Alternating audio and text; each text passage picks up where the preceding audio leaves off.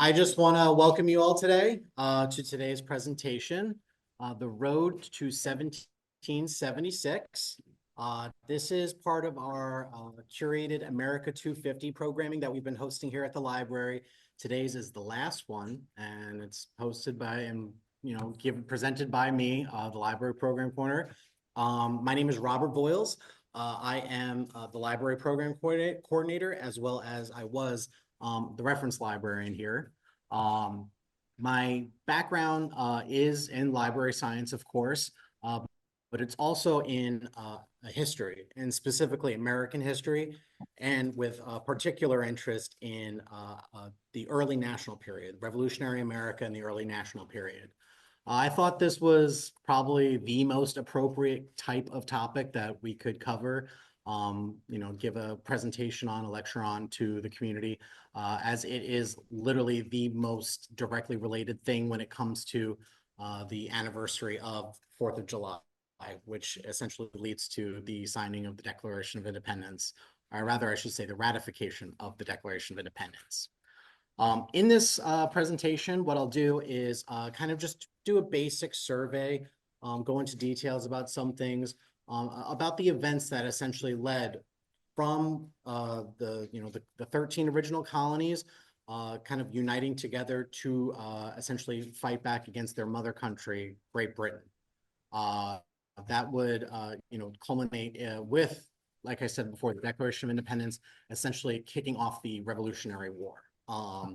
That would ultimately end with American independence and essentially a restructuring of geopolitics. I just please ask for everyone to silence their phones if they have phones, so we do not interrupt anyone else trying to listen to the lecture.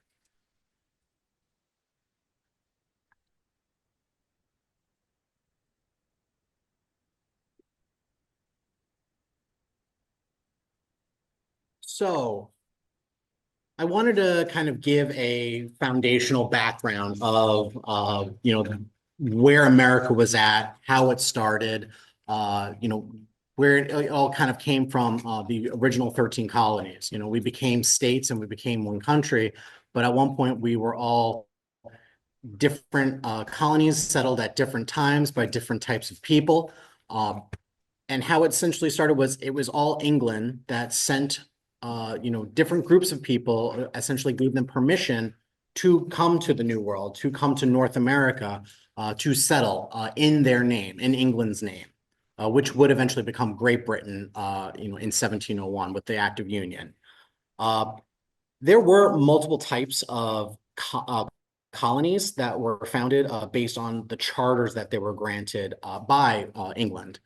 There are corporate colonies with corporate charters, and they were established essentially by joint stock companies, which were essentially business corporations with investors looking to make profit. The Crown granted a charter to a company, giving it the land and the right to govern itself. These colonies were the most democratic and self-governing of the three types that I'll go over. They elected their own governors and legislators and didn't need any approval from the royal government in England. Connecticut, Rhode Island, and initially Virginia and Massachusetts, which are the first two colonies that were founded, were of these corporate charters. Over time, the Crown did revoke the corporate charters of Virginia and Massachusetts due to political friction and financial mismanagement, essentially turning them to royal colonies. Connecticut and Rhode Island did retain their corporate charters up until the American Revolution, when we just severed ties with Great Britain.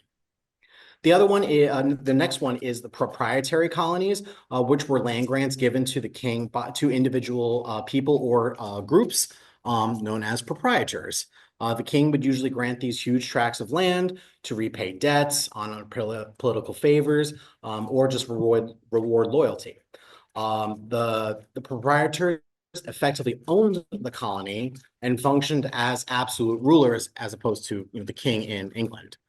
But they still had to follow basic English law, and that's a very important distinction to make. That they had, there was still some semblance of rule that they had to follow.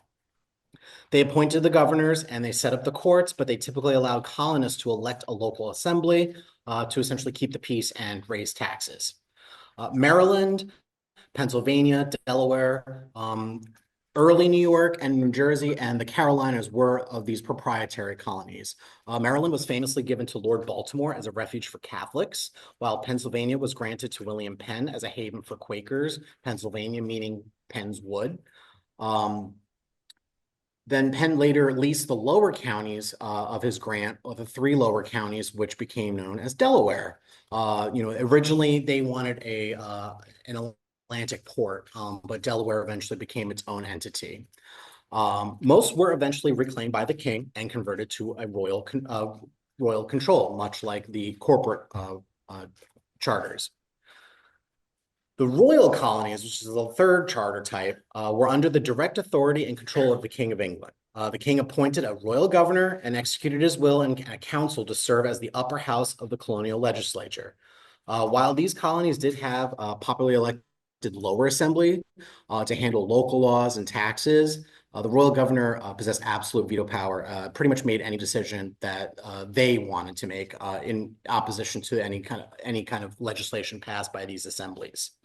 By the time the Revolutionary War began, the crown had consolidated its power, making this the most common charter type. So pretty much like I mentioned before, aside from Connecticut and Rhode Island, Pennsylvania, and Maryland, they were, and I'm sorry, and Delaware, they were all become royal colonies. Virginia, Massachusetts, New York, New Jersey, New Hampshire, North Carolina, South Carolina, and Georgia. Georgia was the last colony founded and began as a unique trustee experiment, but it quickly just transitioned to a royal colony. A lot of people do know that Georgia was a penal colony at first for debtors.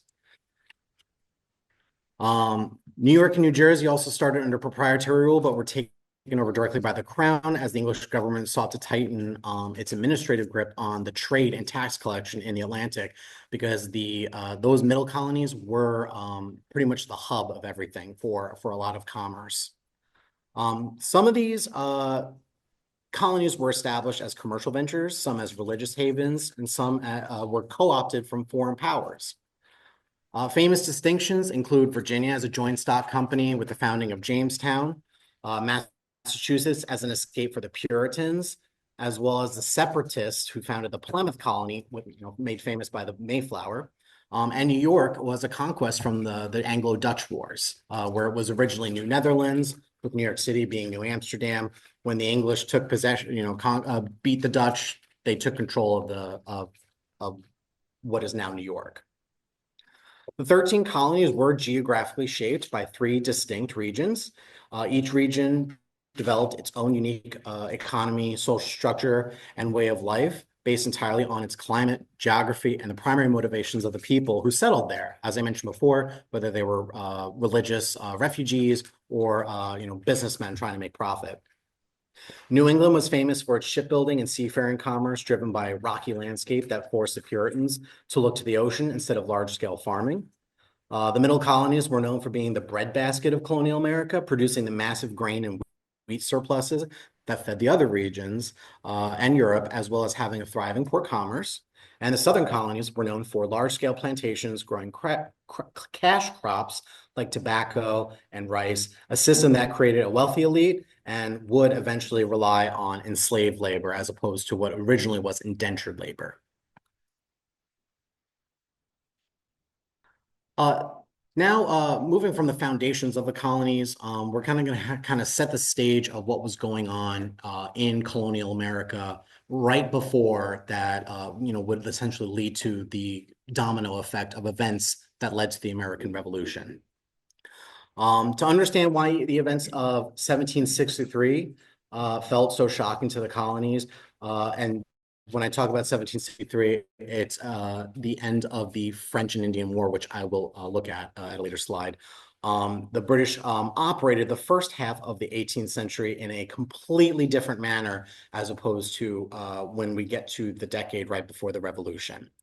Politically, the British government maintained an unofficial policy known as salutary neglect, which essentially meant that imperial officials left the colonies alone to manage their own domestic affairs.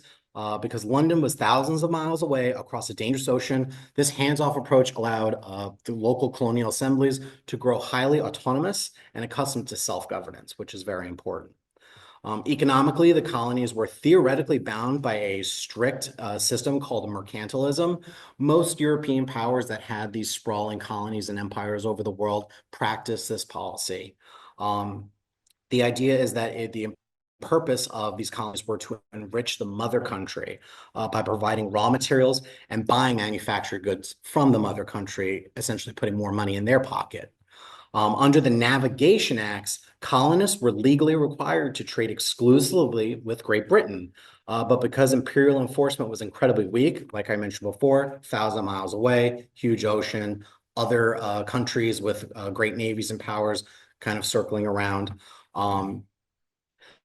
It was very weak. Local merchants routinely smuggled goods with foreign nations, in particular like the Dutch, and British authorities simply looked the other way to keep the peace.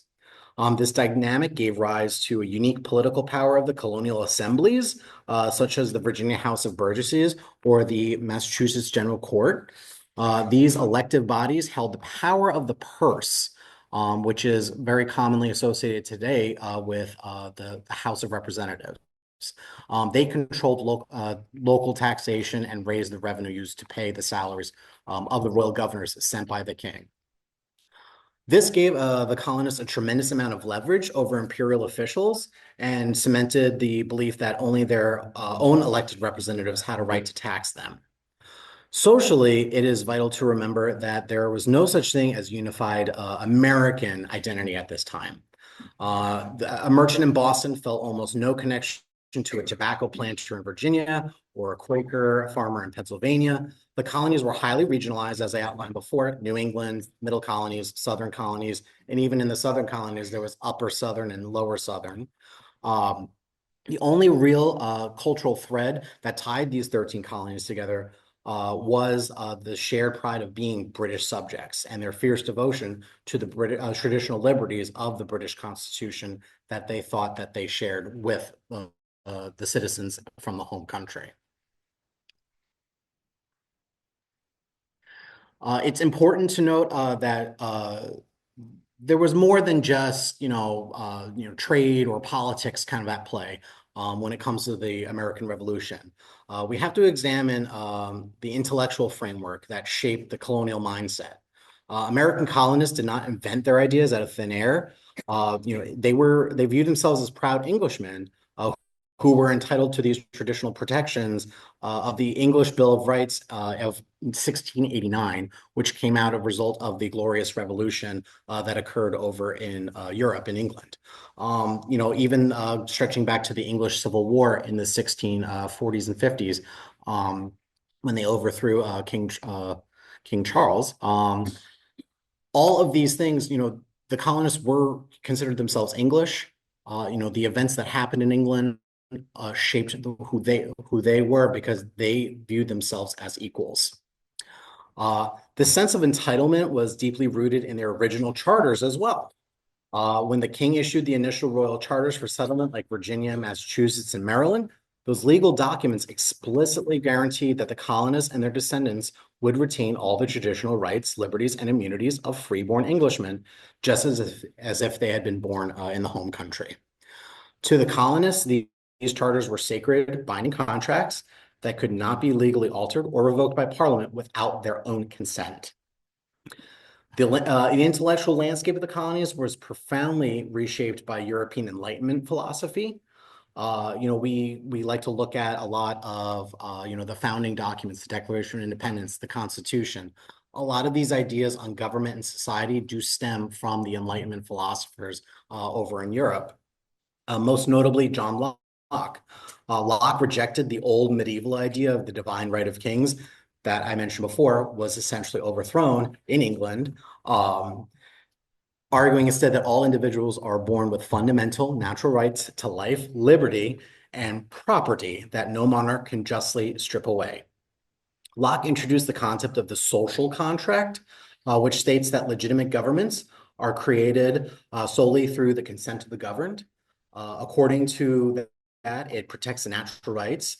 If a government violates that contract by acting tyrannically, the citizens have a moral right and duty to alter, resist, or overthrow it. Sound familiar?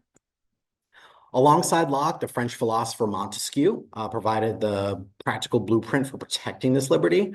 Montesquieu argued that political power is inherently corrupting and must be divided to prevent tyranny. His concept of the separation of powers into distinct executive, legislative, and judicial branches deeply influenced colonial political thought and validated the autonomy of their own local legislative assemblies.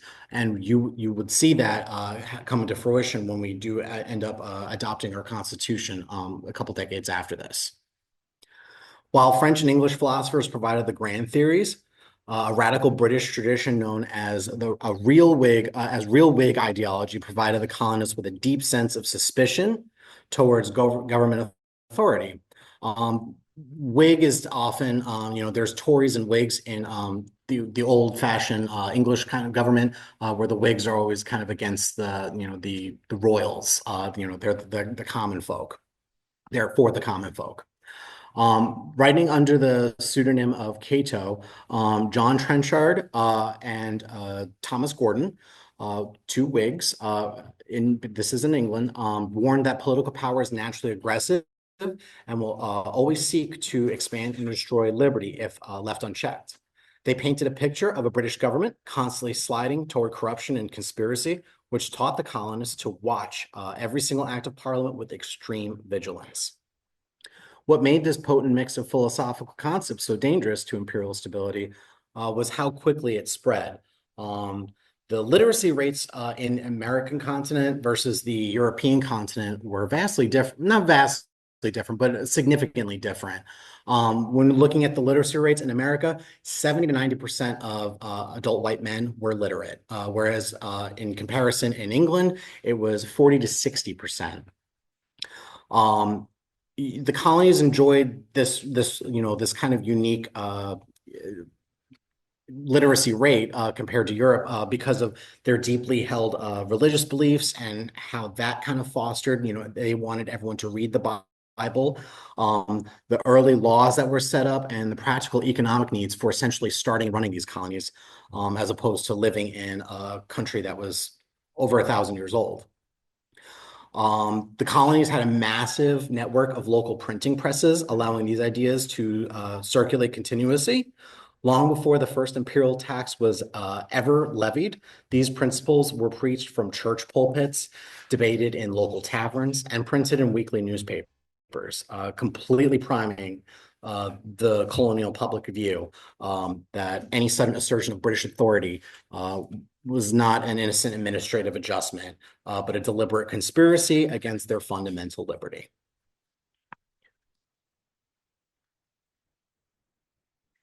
Now, jumping into what would kind of be the first domino of the whole series that led to the American Revolution is the French and Indian War.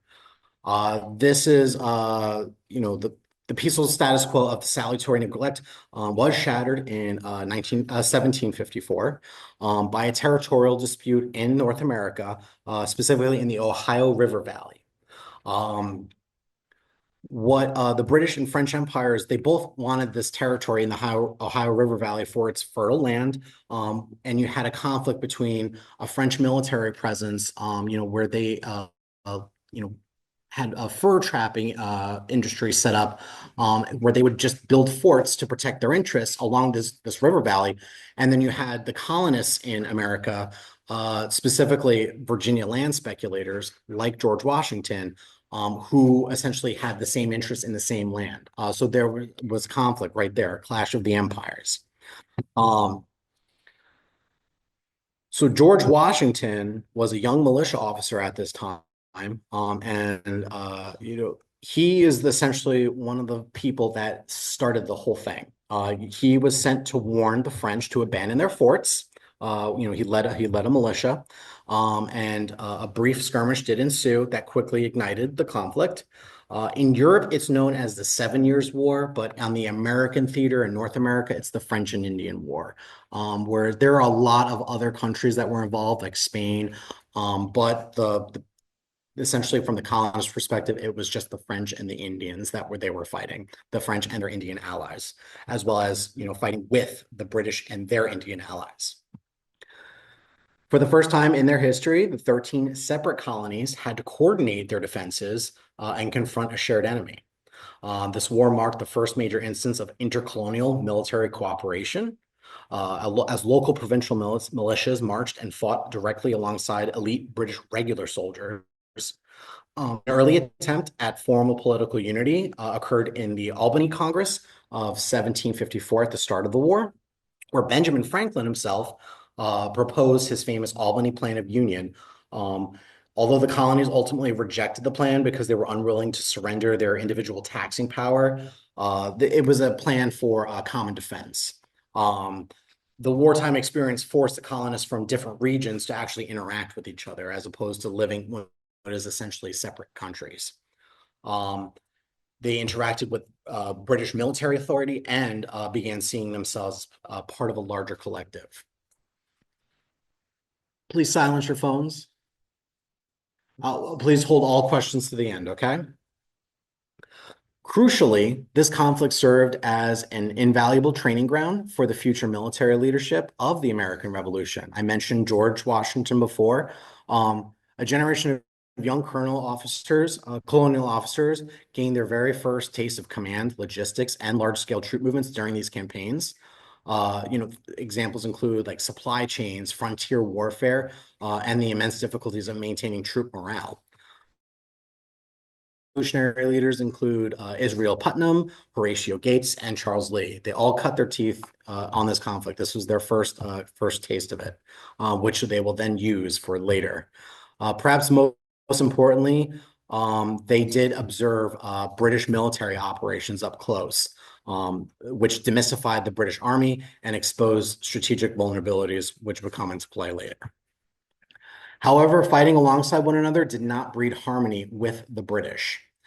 Instead, it created intense cultural and professional friction between the regular army and the colonial provincial militias.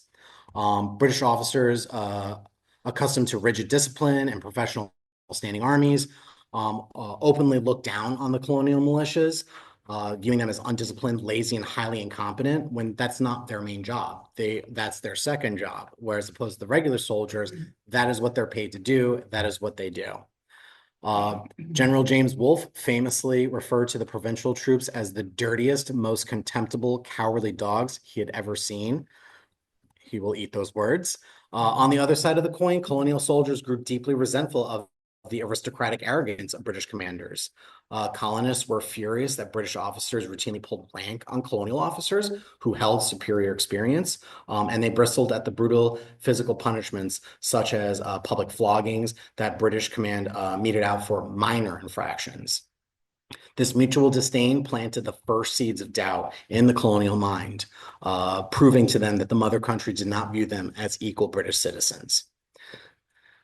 The fighting ended in spectacular victory for Great Britain, which was formalized by the Treaty of Paris, which is one of many treaties of Paris in history, in 1763. Under the terms of this historic agreement, France surrendered almost all of its North American territory, giving Great Britain control of everything from the Atlantic coast to the Mississippi River. The colonists celebrated this victory with immense patriotic pride, viewing themselves as vital partners of the greatest empire in the world. They believed their loyalty and sacrifice during the war had earned them a position of respect within the British Empire, completely unaware that imperial leaders and London were already planning to alter the rules of colonial governance.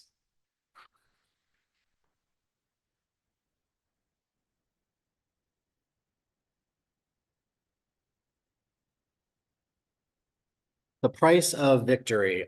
So the war is won, the French are out, the British take control. So the victory in 1763 was really short-lived because the end of the war brought a harsh fiscal reality to London. The global conflict had nearly doubled the national debt of Great Britain, leaving the British Treasury on the verge of bankruptcy. Back in England, heavily taxed citizens were rioting over the cost of living, which forced the new Prime Minister, George Grenville, to look across the Atlantic to find a new source of revenue. Grenville reasoned that because the British military had spent vast sums to defend the colonies, the American colonists should be the ones to start paying for paying a fraction of the cost to maintain the British troops still stationed on the frontier. And just so you kind of have an idea of, the idea of who was paying what taxes, the average taxes that were paid by Americans at this time were around 1 to 1.5% of their income. Think about what we pay in taxes now. Whereas the British paid up around 5 to 7% of their income every year in their taxes. At the exact same time, the British Crown faced a volatile situation on the newly acquired Western frontier. So, they had taken the territory that the French had left behind east of the Mississippi. West of the Mississippi, what will become known as the Louisiana Purchase, actually was ceded to Spain at the end of the conflict. Because remember, there were other European powers at play, not just the French and British.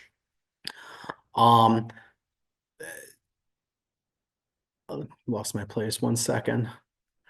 So Pontiac's Rebellion, which was a massive coordinated uprising of Native American nations in this region, were furious about British encroachment, devastated several British outposts, and killed thousands of settlers. And in a desperate bid to prevent another costly war, King George issued the Royal Proclamation of 1763. This decree drew a strict boundary line along the spine of the Appalachian Mountains, forbidding any colonial settlement to the west of that line. This proclamation was a profound psychological shock to the colonists. Thousands of family had already moved west because the land was theirs. It's important also to note that the original charters for the colonies didn't essentially, it wasn't just what the picture of the states are. It didn't say you have this much land. It went all the way west, and it was only stopped by other countries' territory. So pretty much once the British took over it, the idea is that, well, we can keep moving west, as opposed to north or south to the other colonies. To the colonists, the King's Proclamation felt like a direct betrayal, and it was the first time they realized that London's imperial priorities were in direct conflict with their own regional interests. To secure this vast new frontier, the British government decided to maintain a permanent standing army of 10,000 British regulars in North America. And remember, before this, the British were not there. Everything was relied upon the colonies to determine everything. During peacetime, Great Britain had never kept a large force on colonial soil anywhere. Even in the home country, standing armies were a big no-no. Under the influence of the Whigs, Trenchard and Gordon, I had mentioned before in Cato's letters, the colonists immediately viewed this permanent military presence with intense suspicion. They wondered why a massive standing army was suddenly necessary when the French threat had already been eliminated. This led to many to suspect that the troops were there to police the colonists rather than protect them. To help fund and house these forces, Parliament passed the Quartering Act of 1765. This legislation legally required colonial civil authorities to provide barracks, food, and specific supplies to British soldiers, stationed within their borders. If the barracks weren't available, soldiers were to be housed in local taverns, stables, unoccupied buildings, wherever they could. The colonists, particularly in New York, which will come into play later, where the military headquarters was located, viewed this act as an indirect tax, and invasive encroachment on their local sovereignty. To make matters worse, Parliament began passing new legislation to enforce this tighter grip. The Sugar Act of 1764 actually lowered the tax on imported molasses, but it contained a dangerous sting. For decades, colonists had easily avoided the old molasses tax by bribing customs officials or smuggling, I mentioned before. The new law was designed to end that practice completely by aggressively enforcing the collection of duties. So these taxes did exist already, but now they were actually going to enforce them. To ensure conviction of suspected smugglers, the Sugar Act bypassed traditional local courts and expanded jurisdiction of imperial vice admiralty courts in Halifax, Nova Scotia. In his maritime courts, there were no juries, and defendants were presumed guilty. Unless they could actually prove their innocence, which is quite the opposite of what we're used to. Crown appointed this was a crown appointed judge that would determine this, not a local judge. This legal shift directly stripped colonists of their sacred right to a trial by a jury of their peers, which was one of those cornerstone foundational laws in the English Bill of Rights. This aggressive legal overreach, combined with the presence of a standing army and new housing mandates, left the colonists deeply alarmed, setting the stage for a massive constitutional crisis leading to the revolution. The Stamp Act crisis. While the Sugar Act targeted merchants and busy port cities, the Stamp Act of 1765 hit every single colonist, regardless of their profession or social standing. This act was the first direct internal tax levied on the colonies by Parliament. Under this law, virtually all paper items required a royal tax stamp. This included legal documents, ship manifests, newspapers, pamphlets, college diplomas, playing cards, and even dice. Mind you, talking about pamphlets, I mentioned before how the printing press was very prevalent in this country. So this was something that in the colonies. So this is something that would affect a lot of people just trying to get information out of there because knowledge is democratic to them. The colonial response was immediate, intense, and deeply ideological. It was during this crisis the famous phrase, "no taxation without representation," became a rallying cry. In the Virginia House of Burgesses, a fiery young lawyer named Patrick Henry introduced the Virginia Resolves. He argued that only the local colonial assemblies had the constitutional authority to tax Virginians. Henry famously hinted that King George III risked the same fate as Julius Caesar if he continued to support such tyranny. Resistance took two different forms. Two distinct forms, different too. Beginning with organized grassroots protests on the streets. A group of artisans and merchants in Boston formed a secret network known as the Sons of Liberty, led by figures like Samuel Adams. They used intimidation, public demonstrations, and violence towards royal officials. If you know the famous tarring and feathering of tax collectors. They hung tax collectors in effigy, destroyed the offices for these stamp distributors, and even ransacked the mansion of the Lieutenant Governor Thomas Hutchinson. The tactics were incredibly effective because every single colonial stamp agent resigned before the law could even go into effect, making the Stamp Act completely unenforceable. So sometimes intimidation works, and that's the lesson they were learning. The second form of resistance was political and economic cooperation.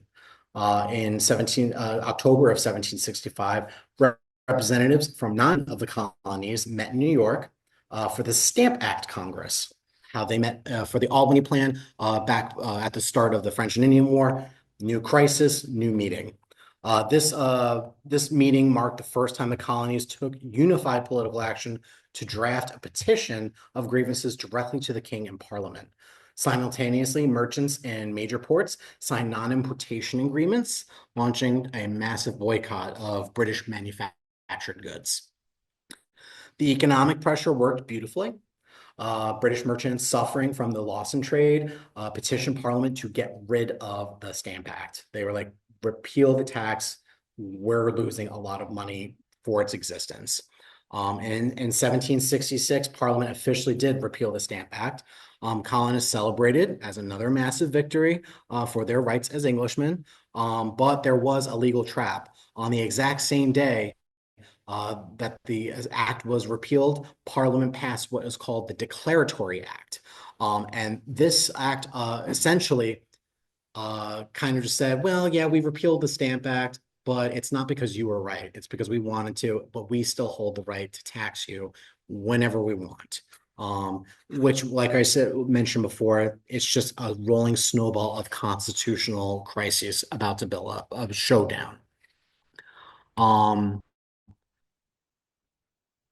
this proved that the British government had not conceded anything. They both kind of came away thinking they won something, even though that the Stamp Act was repealed, the right to tax still existed. And now coming on the right to tax, we have what are called the Townshend Acts. Um, the truce, if you want to call it, in 1766 did not last, determined to assert the authority from the Declaratory Act.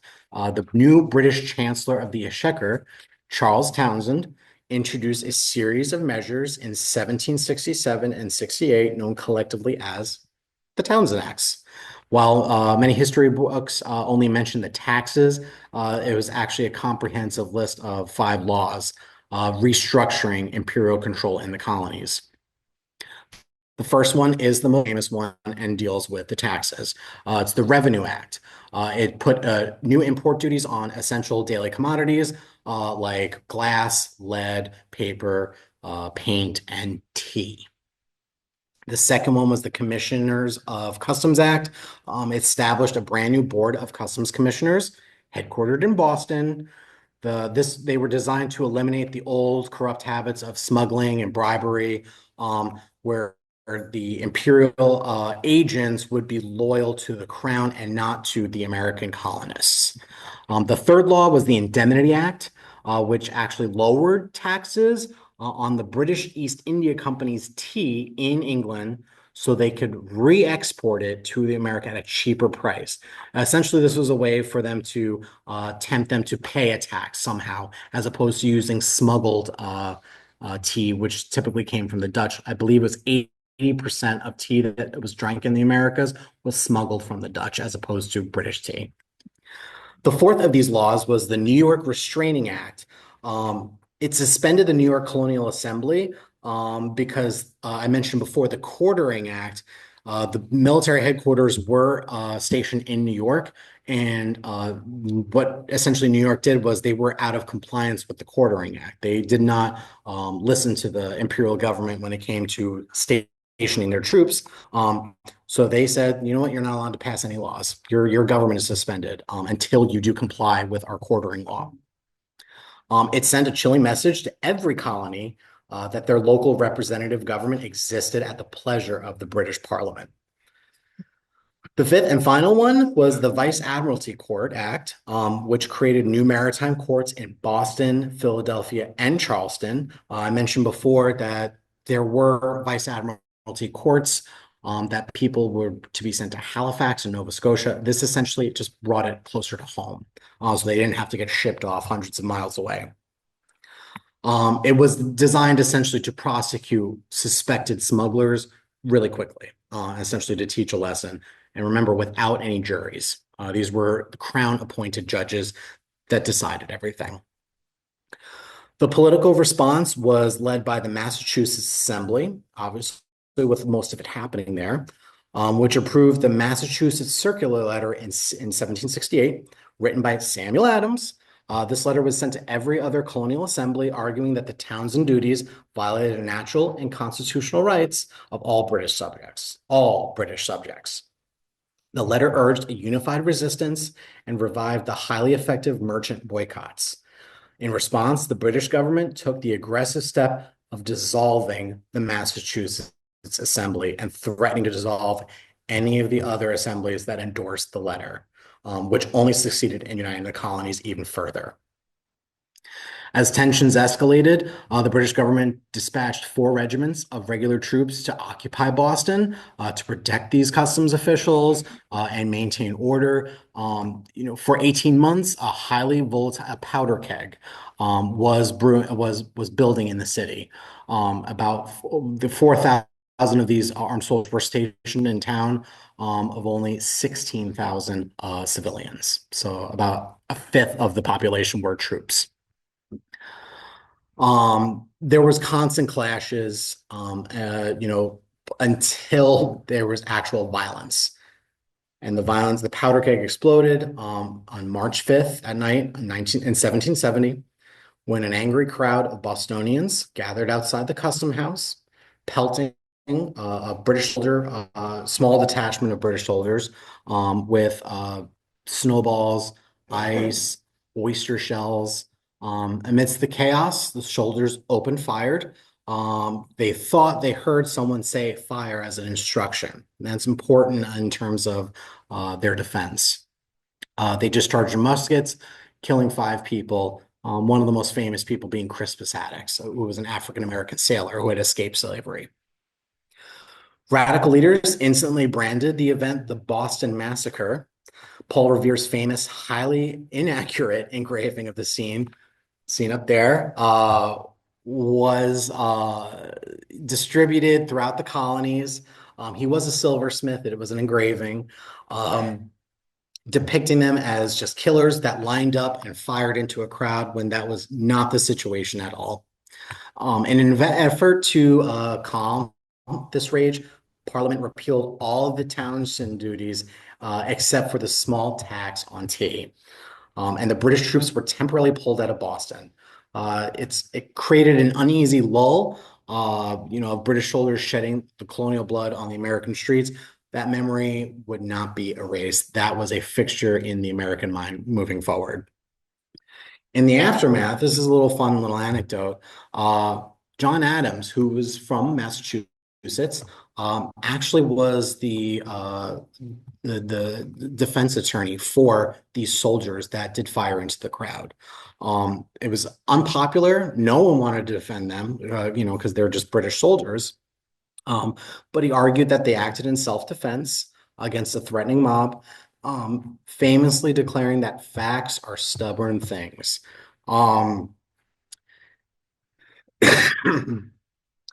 His defense was successful. Captain Preston, who was in charge, and 6 of the soldiers were acquitted, while the remaining 2 were convicted only of manslaughter and released after receiving a branded thumb. The high-profile trial proved that the colonies remained deeply committed to objective justice over mob rule.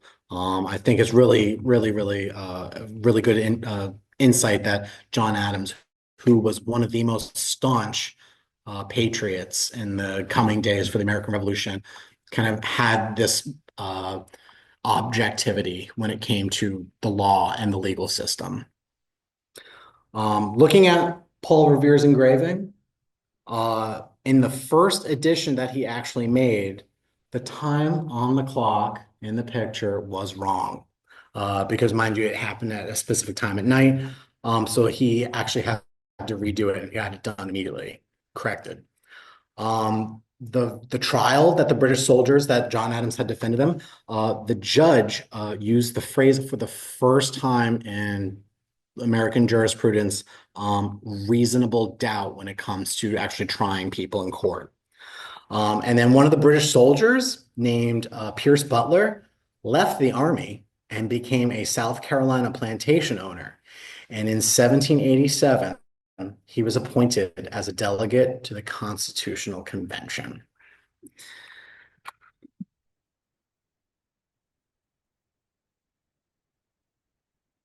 Going on with the rocky road that was occurring following the Boston Massacre, a period of relative calm did settle over the colonies, but it was shattered in June of 1772 in Rhode Island, known as the Gaspé Affair. The HMS Gaspé was an armed British customs schooner that had aggressively been patrolling the Narragansett Bay, terrorizing local shipping and seizing cargo under the guise of anti-smuggling operations. When the vessel ran aground on a sandbar near Providence, local members of the Sons of Liberty boarded the ship, shot the captain, he did live, and evacuated the crew and burned the vessel to the waterline. The British response was incredibly severe. Imperial authorities threatened to bypass local courts entirely, announcing that the perpetrators would be sent to England to stand trial for high treason. This directly alarmed colonial leaders, prompting them to establish permanent intercolonial committees of correspondence. This communication network allowed leaders in different colonies to instantly share intelligence and coordinate resistance. creating a vital administrative framework for future unified government.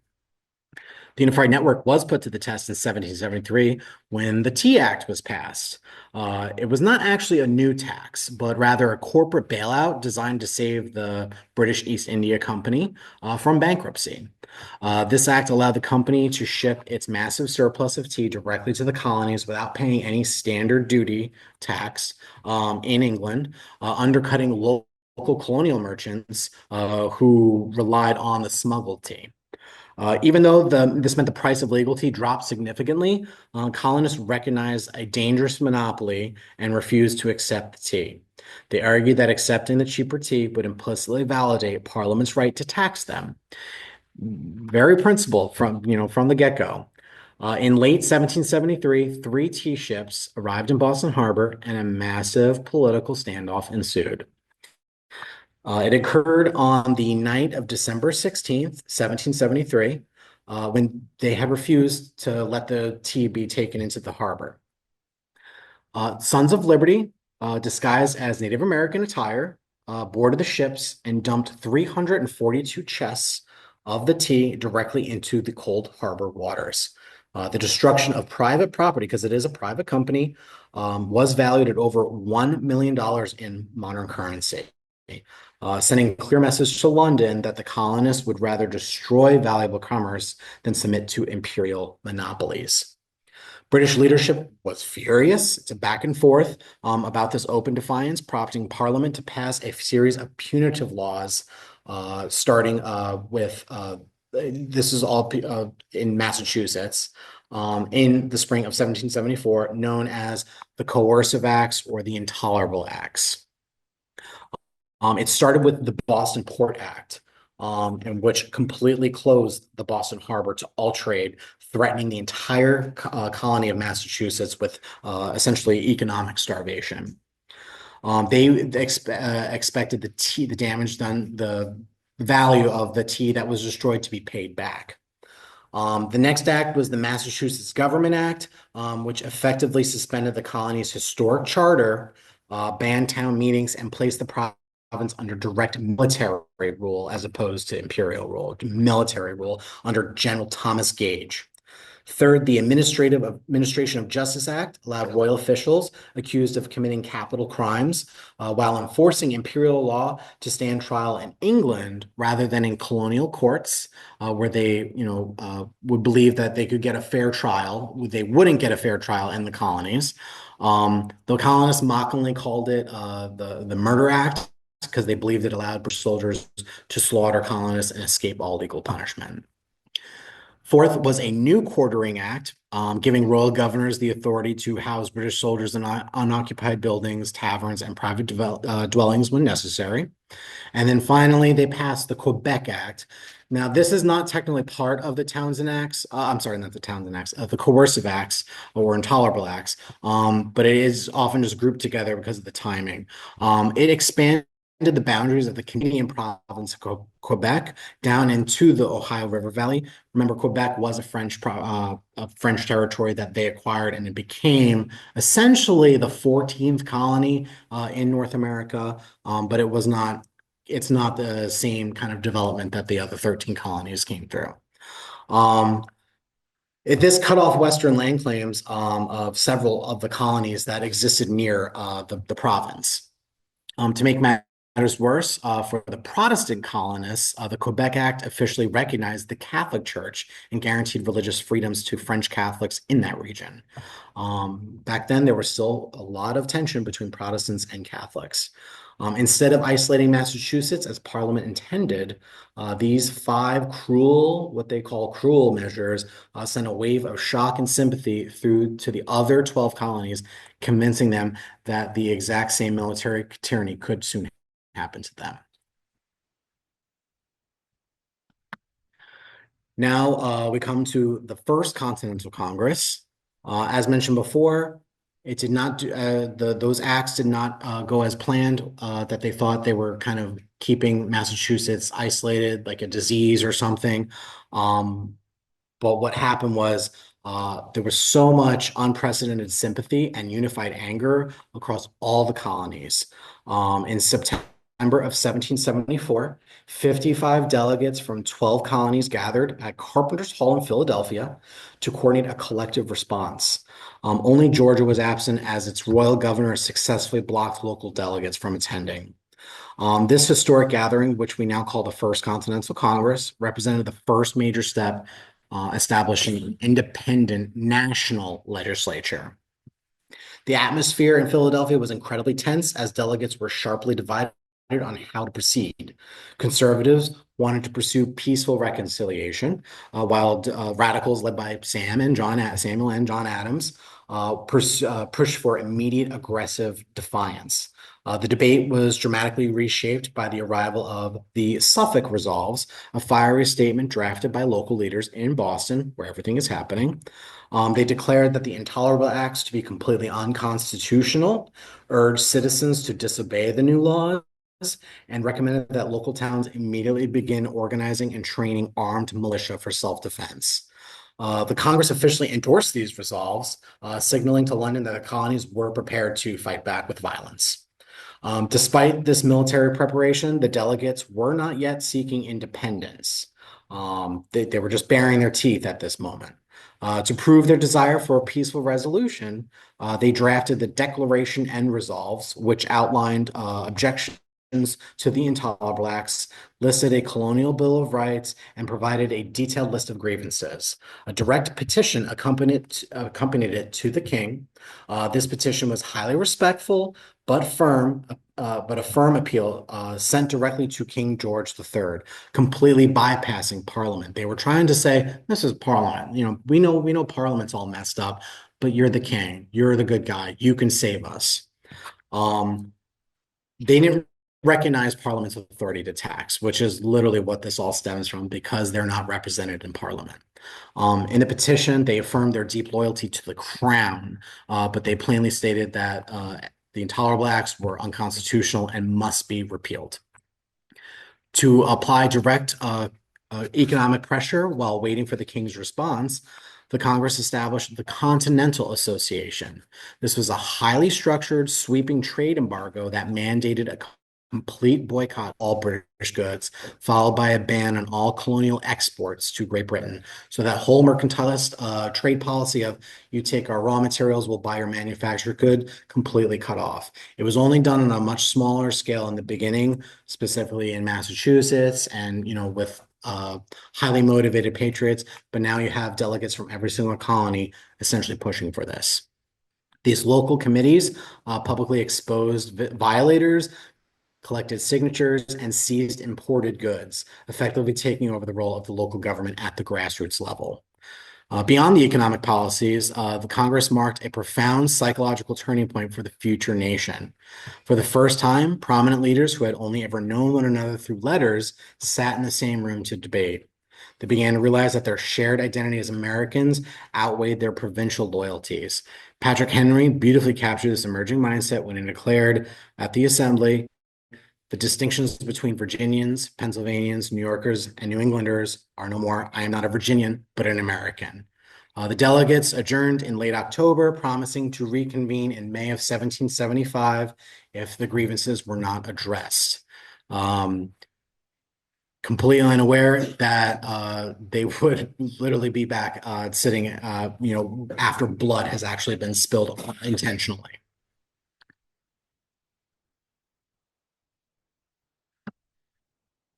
By early 1775, the political standoff transformed Massachusetts into an armed camp.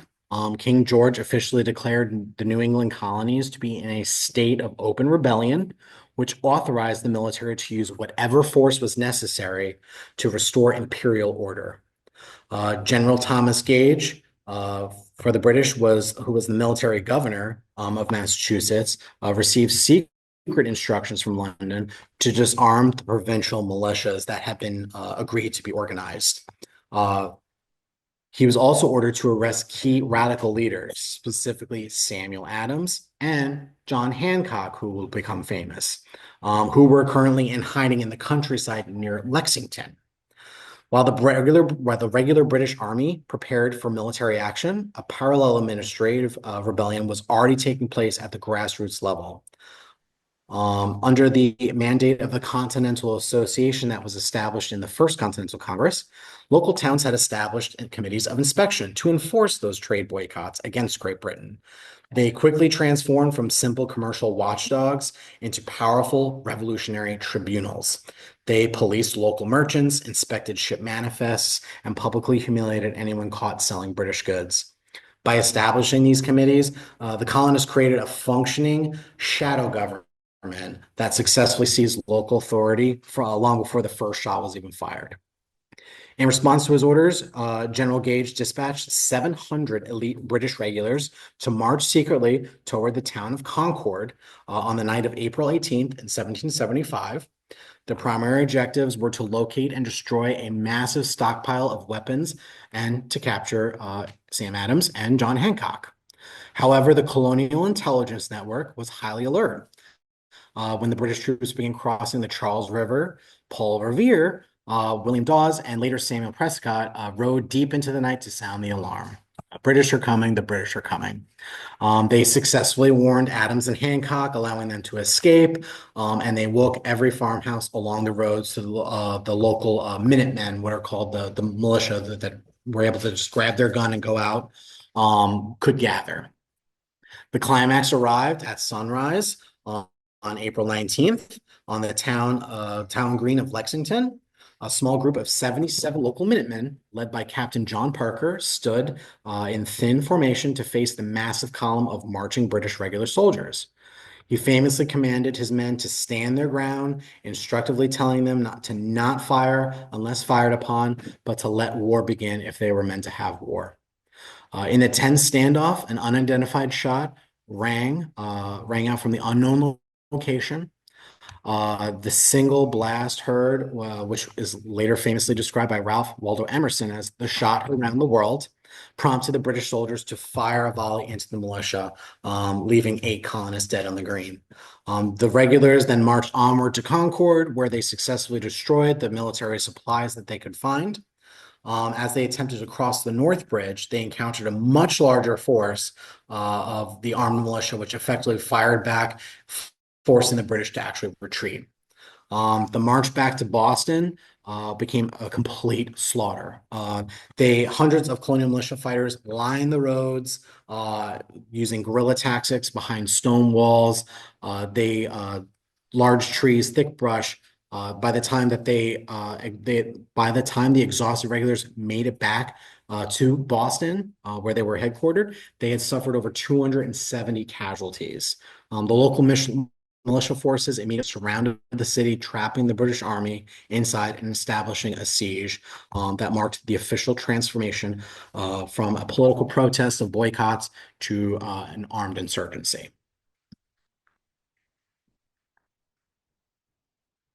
And then we come to the Second Continental Congress. The delegates from the first had agreed to reconvene if things were not addressed. They were not addressed. They only got worse. When they reconvened in May of 1775 in Philadelphia, the political landscape had dramatically shifted. The delegates did not gather as mere protest committee. They suddenly found themselves as a de facto national government responsible for managing an active, undeclared war. The assembly quickly realized that the unorganized New England militia units surrounding Boston needed to be transformed into a professional, unified force. The Congress officially established a Continental Army and took a brilliant political step in appointing George Washington of Virginia as commander-in-chief. This appointment ensured that the struggle would not be viewed as localized New England conflict, but as a fully collaborative effort representing all 13 colonies, a Virginian leading militiamen from New England. Despite this rapid military mobilization, the year 1775 was defined by a profound and painful psychological contradiction. Many delegates, particularly conservatives, led by John Dickinson of Pennsylvania, still desperately hoped for reconciliation and feared a complete break from the mother country. To this end, the Congress approved the Olive Branch Petition in 1775, a year before the Declaration of Independence in July. This was a final, deeply respectful appeal pleading with King George III to intervene and stop the violence so a peaceful settlement could be reached. The king's response refused to even read the petition and instead issued a proclamation for suppressing rebellion and sedition, which declared all the colonies to be in an active state of open rebellion. This proclamation legally transformed the delegates and their supporters from protesting citizens into traitors, whose punishment under British law was a death by hanging. With reconciliation dead, the intellectual spark that finally pushed the public over the edge in January of 1776 was the publication of Thomas Paine's pamphlet Common Sense. Paine used plain, passionate language that bypassed the complex legal arguments of the elites, talking about the Bill of Rights and this and that. He spoke directly to ordinary citizens, because most of them could read. He argued that the institution of monarchy was inherently corrupt, that a small island like Great Britain had no natural right to rule a vast continent, and that independence was not just a political option, but also a moral necessity. The pamphlet sold hundreds of thousands of copies, completely transforming public opinion. A lot of the time, we focus on the delegates and the heads of government, but the average person, it was very split over, what do we do about this? Yeah, they think that taxes are wrong, but they don't necessarily support violence. But this really did push a lot of people over to the side of patriots. By June of 1776, the momentum towards separation was unstoppable. Congress appointed a committee of 5, led by Thomas Jefferson, to draft a formal Declaration of Independence. He drew heavily from Enlightenment ideas, using a lot of the philosophical concepts like the social contract and the separation of powers,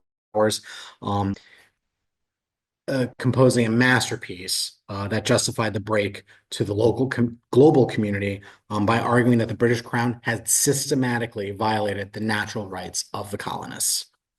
On July 4th, 1776, the Congress formally ratified the Declaration of Independence, officially severing their ties with the British Empire and launching a new nation into the theater of world history.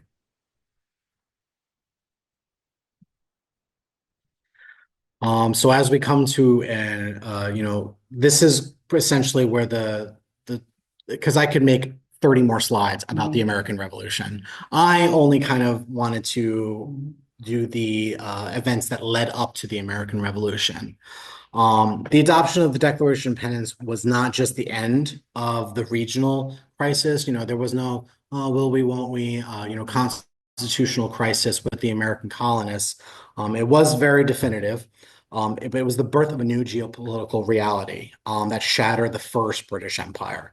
And that's not to say that the British Empire is now weak and can't do anything, because they did ultimately lose the American Revolutionary War.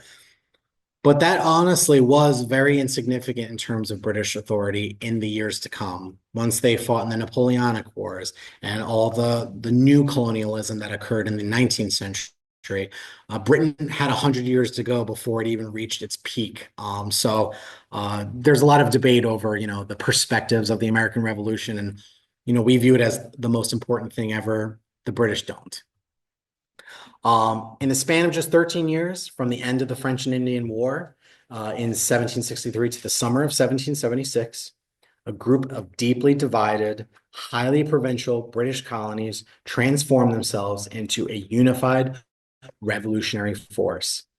What began as a series of localized administrative disputes over stamp duties, tea monopolies, and customs enforcement had evolved into a fundamental, permanent rewrite of human grievance. Nationally, this struggle forced the newly independent states to construct a completely new political framework. They're tossing out the old British way. Not everything, but the king gotta go. They had to transition from protesting imperial laws to creating their own government that could successfully balance the liberty that they desired with the order that the British government did provide. This transition was incredibly fragile, requiring years of trial, error, and intense political debate to move from what developed during the early revolutionary government of the Articles of Confederation to the robust and enduring structure of the United States Constitution that we have today. It follows a similar pattern of debate and collaboration with the Continental Congresses of what would eventually become the Constitutional Convention.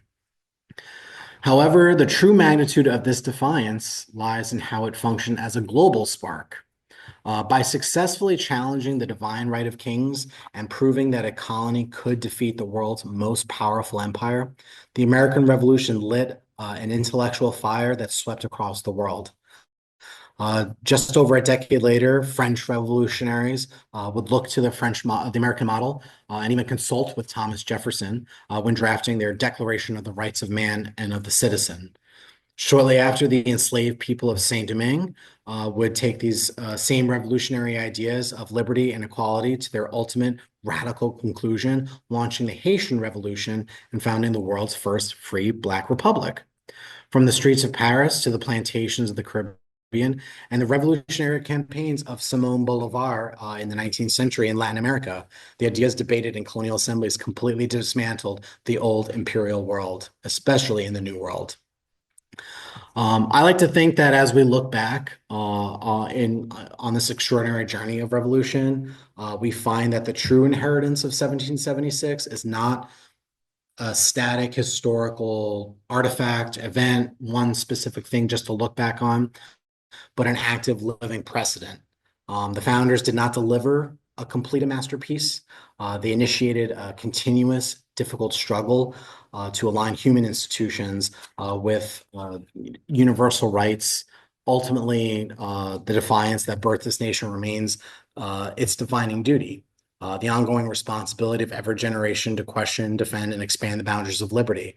When it first started, it was landed white men.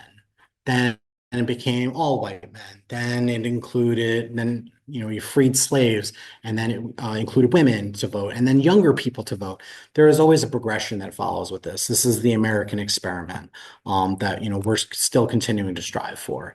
And I do think that learning why we strove for these ideals of liberty and rights kind of are just as true as they were in the American Revolution 250 years ago as they are today.